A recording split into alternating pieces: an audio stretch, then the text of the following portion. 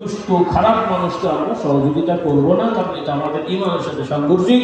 একজন মুমিন মুসলমান হিসেবে সমাজের দায়িত্বের ক্ষেত্রে ভালো যোগ্য মানুষ দেখলে তাকে সহযোগিতা করা, এটা আমাদের নৈতিকও দায়িত্ব, সামাজিকভাবেও এটা নাস্তিকও বলবে নৈতিক দায়িত্ব, নাকি আমি ভুল বললাম? তো একটা নাস্তিক যদি তার নৈতিক দায়িত্ব থাকে, তো আপনি মুসলমানের ঈমানি দায়িত্ব নাই? রাগ করলেন আমার কথা? সব দলকে আমি বলেছি, আমার সাথে মাশাআল্লাহ অনেক দলের অনেক সময় বড় বড় নেতাদের কথা হয়েছে, দেখা হয়েছে। আমি সব দলকে অনুরোধ করেছি, ভাই আপনাদের দেশে কি লোকের অভাব হয়ে গেছে নাকি? একটা ভালো লোককে কেন ক্যান্ডিডেট দেন না? অমুক তমুক অমুককে দেন কেন? সব দলের নেতারা যদি বেছে বেছে ভালো ভালো মানুষকে দেন, তাহলে ভালোদের মধ্যে আরও প্রতিযোগিতা হবে, আরও ভালো কিছু হওয়ার আশা করবো, নাকি বলেন? এখন হচ্ছে একটা জোচ্চর আর একটা হাফ বাটপার আর একটা ফুল বাটপার, কাকে বাঁচবো? মহা বিপদের কথা তো রে বাবা। মাঝখান থেকে এই সুজন মার্কে একটা এসেও বেচারাকে কেউ চেনেও না, কে ভোট দেবে রে বাবা? ওর বাপও চেনে না, ভুলে গেছে। কথা বলছেন কিনা? মহা সমস্যার কথা। আল্লাহ তাআলা আমাদের হেদায়েত দান করুন। বাস্তববাদী হতে হবে, রাজি আছি ইনশাআল্লাহ? তো আজকে থেকে আমরা সিদ্ধান্ত নিয়ে ফেলি, আগামী বছরে আমাদের সন্তানদেরকে, ছেলেদেরকে ছেলেদের মাদ্রাসা স্কুল কলেজে পড়াবো, মেয়েদেরকে মেয়েদের মাদ্রাসা স্কুল কলেজে পড়াবো, এবং প্রাপ্তবয়স্ক হয়ে গেলে ছেলে মেয়েদেরকে বিয়ে শাদীর আয়োজন করে বিয়ে শাদী দিয়ে দেবো, এবং বাবা মারা ছেলেদের বাবা মারা ছেলেদেরকে প্রতিষ্ঠিত করার ব্যবস্থা করে দেবো, বলি ইনশাআল্লাহ। এইভাবে চেষ্টা করতে থাকেন, ইনশাআল্লাহ আল্লাহ তাআলা রহমত পরিবার সমাজে আসতে থাকবে। আজকে তো এই দৃশ্য আমাদের যুক্তিতে দেখার কথা না, যেভাবে ভারতবর্ষের অবস্থা ছিল। আল্লাহ তাআলা দয়া করেছেন, একসময় পাকিস্তান হয়ে এখন বাংলাদেশ হয়েছে। আজকে যদি 100 বছর আগের কথা চিন্তা করেন, তাহলে এই অঞ্চলের জনসংখ্যার এখন যেভাবে শতকরা 90 ভাগ আমরা মুসলমানের সন্তান দেখতে পাচ্ছি, তখন কিন্তু শতকরা 30-40 ভাগের বেশি মুসলমান ছিল না, কথা ঠিক কিনা? তাহলে আমাদের মাথার দিক থেকে, গণনার দিক থেকে আমরা অনেকটা এগিয়ে গেছি, দাড়ি টুপির দিক থেকে অনেকটা এগিয়ে গেছি, নামাজি অনেক ত্রুটি থাকলেও অনেকটা এগিয়ে গেছি। বাকি যেই ত্রুটিগুলো আছে, আমরা এখন থেকে মেহনত করতে পারলে ইনশাআল্লাহ সেই ত্রুটিগুলো আমাদের মুক্ত হয়ে যাবে, এবং সমাজটা একটা শান্তির সমাজ ইনশাআল্লাহ আমরা আশা করতে পারি। আল্লাহ তাআলা আমাদের তৌফিক দান করুন। কিন্তু ভাই বোনেরা, এই কাজগুলো যদি আমরা ঠিকমতো আয়োজন না করি, শুধু মুখে মুখে কথা বলি আর চিল্লা পাল্লা করি, তাতে কিন্তু আল্লাহ তাআলার সামনে এটা এক ধরনের ধোঁকা হবে, এক ধরনের কি বলে আপনার মুনাফিকি হবে। আল্লাহ তাআলা আমাদের এই ধোঁকা মুনাফিকি থেকে হেফাজত করুন, বলুন আল্লাহুম্মা আমিন। আমাদের ভাই বোন যুবকদেরকে আল্লাহ তাআলা হেফাজত করুন, বলুন আল্লাহুম্মা আমিন। তো যাই হোক, আল্লাহ তাআলা কবুল করুন। আমি এই মসজিদের সূচনায় এসেছিলাম, যখন এটা ফিনিশিং হয়নি, কেবল মোটামুটি শুরু হয়েছে। বহু আগেরকার পুরাতন মসজিদ আপনারা সংস্কার করে নির্মাণ করেছেন। আমার মনে হয় ফাউন্ডেশন কতলা আছে? হ্যাঁ, 5 তলা। এখন কয়তলা হয়েছে? কেবল 1 তলা হয়েছে। জুমার দিন কি ভরে যায় না কিছু বাকি থাকে? বাইরেও হয়। তাহলে জুমার কতটুকু হয়? পুরোটা না কিছু? মোটামুটি। আচ্ছা, আমি তথ্য নিয়ে ফেললাম, কিছু প্রস্তাবনা রেখে যাব, সেটাও ওলামাদের সাথে পরবর্তী পরামর্শ করবেন। প্রথম হলো, মাশাআল্লাহ মসজিদ তো হয়ে গেছে, যেহেতু ফাউন্ডেশন আছে, ফাউন্ডেশন অনুযায়ী আপনারা এটা বাড়াতে থাকেন। আর যতটুকু জায়গা ফাঁকা আছে, এটাকে আর ওইটার সাথে একদম সমান না করে ছাদ দিয়ে ফেলেন, বাইরেটা এমনি উন্মুক্ত থাকুক। ফাউন্ডেশন দিয়ে, এটা তো মসজিদের জায়গা তো নাকি? জায়গা মসজিদের না? হ্যাঁ, এটাকে ওপেন রাখেন, মানে ওয়াল টু ওয়াল করে গ্রিল করার দরকার নেই, বা গ্রিল করলেন জানলা টাল্লা করার দরকার নেই, উন্মুক্ত, যেমন এটা আপনার প্যান্ডেল আছে আর কি। ছাদ হবে, খুঁটি থাকবে, কিন্তু উন্মুক্ত থাকবে। নিচতলাটা এভাবে করেন, তাহলে বর্ষাকালেও দেখা যাবে যে সাইকেলওয়ালা, ভ্যানওয়ালা, তার কী বলে আপনার মোটর সাইকেলওয়ালা গাড়ি ঘোড়া নিয়ে রেখে সুন্দরভাবে নামাজ পড়তে পারবে, ভক্তীয় নামাজগুলো, নাকি বলে। এরপরে উপরে চলে গেলে আপনার মাশাআল্লাহ জায়গা হতে থাকবে, যেহেতু জনসংখ্যা বাড়ছে। সিঁড়ি আপনারা এখন একটা আছে সম্ভবত, আপনারা বিকল্প আরেকটা সিঁড়ি এমনভাবে করেন যাতে অদূর ভবিষ্যতে, আজ হোক কাল হোক, 10 বছর 20 বছর পরে হোক, যাতে আমরা পর্দার সহিত মা বোনদেরও একটু আসার ব্যবস্থা রেখে যাই। যদি আমরা সমাজটাকে সাজাতে পারি, একটা সময় হয়তো আমাদের মা বোনরাও পর্দার সহিত সুন্দরভাবে জুমার আলোচনাটা বা বিভিন্ন প্রয়োজনের নামাজটা তারা পড়তে পারবে। শরীয়তে পর্দার সহিত নিরাপত্তা ঠিক থাকলে প্রয়োজনে মা বোনরা মসজিদে আসার অনুমতি আছে। কিন্তু আমাদের সমাজের এই অবস্থায় তো এটা ঠিক হবে না। এটা আমি মাসলাটা বলে রাখছি, রাতারাতি আমি বলছি না, ওলামায়ে কেরাম আমার ভুল বুঝেন না।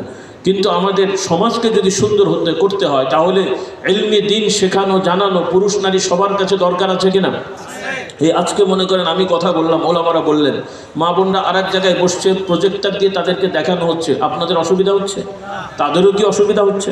আশা করি রাস্তাঘাটে তারা গেলেও খুব একটা অসুবিধা আশা করি হবে না, তারপরে কিছু হওয়ার সম্ভাবনা আছে। আমার অনুরোধ থাকবে আপনারা রাস্তায় চলাফেরার ক্ষেত্রে দোয়ার পরে যদি মা বোনরা মানে রাস্তাগুলো কাছাকাছি দেখতে পান, আপনারা একটা সাইড হয়ে যাবেন, মহিলারা এক সাইড দিয়ে যাবে, মা বোনরা আরেক সাইড দিয়ে যাবে।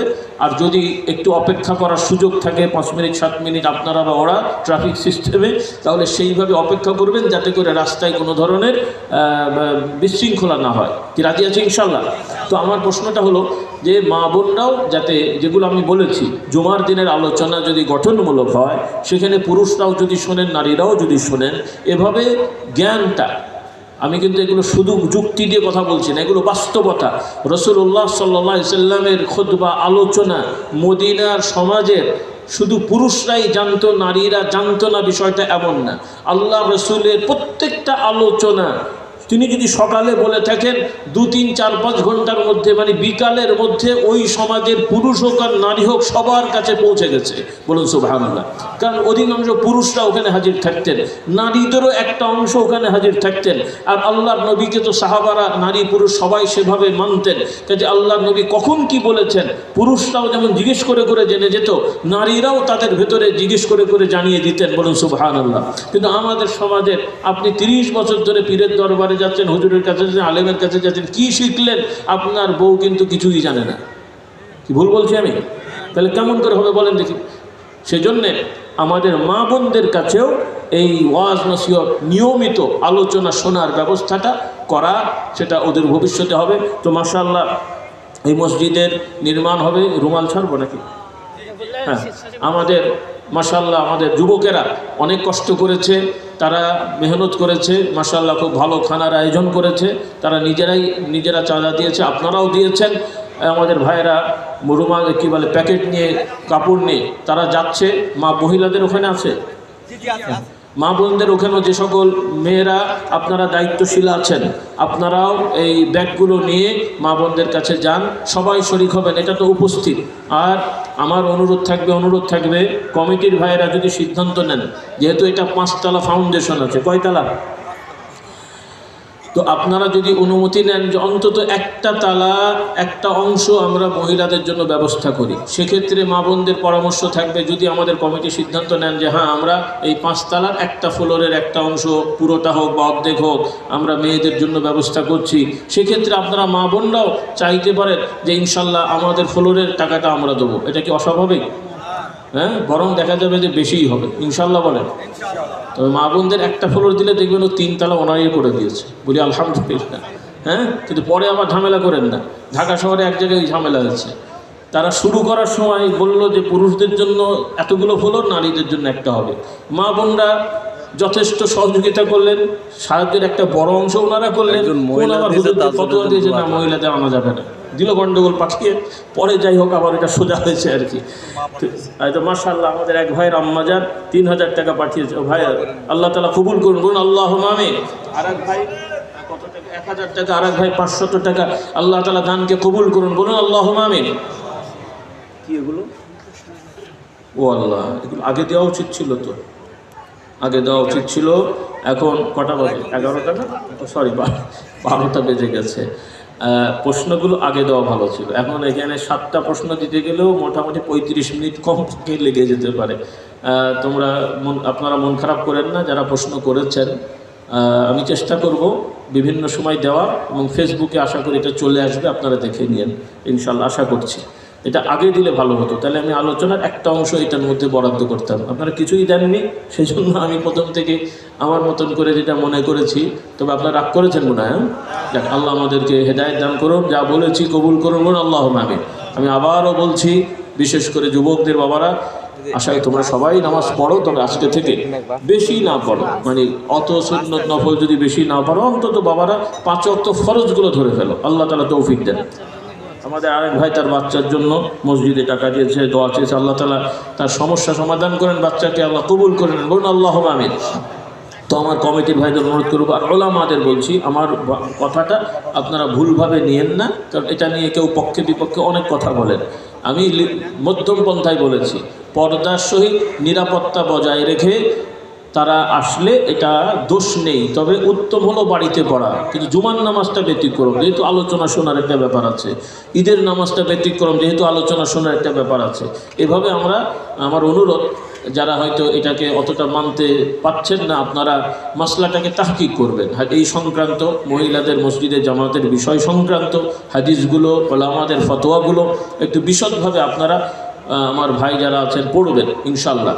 আর কিছু লোকেরা আবার দেখা দেখি অমুক দেশে তমুক দেশে তাই উন্মুক্তভাবে করে দিলেন, পরে দেখা গেল পর্দা ঠিক হচ্ছে না, নিরাপত্তার সমস্যা। এগুলো আমি অ্যাকসেপ্ট করি না, এগুলো আমি অ্যাকসেপ্ট করি না। শর্ত নিয়ে নিয়মতান্ত্রিকভাবে কথাগুলো আমাদের বুঝতে হবে। কারণ ইদানিং আবার কিছু হুজুরেরা ইসলাম শেখাতে যে মহিলাদের সামনে বসিয়ে দিতে মুখ খুলে ওনারা বসে আছেন, তাও আমার সেজে বুঝে। এটা কি নিয়ম হলো নাকি? কাজে এই ধরনের শিথিলতা না।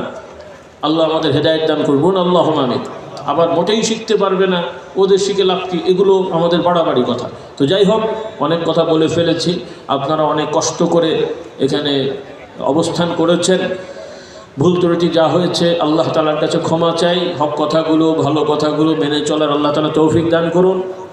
হ্যাঁ, আর যাদের খাবারের দায়িত্বে আছেন আপনারা খাবারগুলো নিয়ে চলে আসেন। কেউ একটার বেশি আমরা নেবো না, রাজি আছি ইনশাল্লাহ?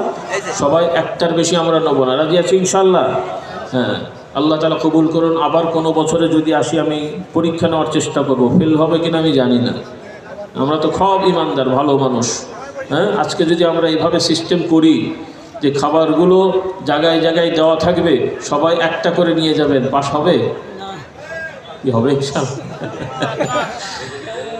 অনেক অমুসলমানদের গির্জায় কিন্তু হয়, অমুসলমানদের অনেক ইউরোপ আমেরিকা অনেক গির্জায় তাদের ওই রকম খাবার প্যাকেট দেওয়া থাকে, সব লাইন ধরে, একটার বেশি কেউ নেয় না। আর আমার যদি এখানে হয় আর স্টেজে যদি থাকে, অন্য কেউ হোক আর না হোক, আমি অন্তত 5টা নেব বরকতের। আমাদের মানসিকতা একটু পাল্টাতে হবে, রাজি আছে? আমার ছেলেরা আসছে। আর শোনেন, ব্যস্ত হবেন না। এই আমার যুবকরা একটু কথা শোনো, আস্তে আস্তে এটা আমার কথা শোনেন। এই যারা বাইরে আছেন যুবকেরা, তোমরা ওই যেমন মেহমান আসলে প্রটোকল দেয় না, যারা বসতে না ভেতরে পারবে না, তোমরা বসতে না পারলে দাঁড়িয়েই কাতার হয়ে যাও, বাইরে দাঁড়িয়ে কাতার হও, উত্তর দক্ষিণ কাতার হও বাবা। বাইরে যারা আছো বসতে তো পারবে না, তোমরা উত্তর দক্ষিণ কাতার হও। আমার কথাটা বোঝেন। বাইরে যারা আছেন আপনারা উত্তর দক্ষিণ কাতার হন। যারা উত্তরে আছেন, দক্ষিণে আছেন, আপনারা একটু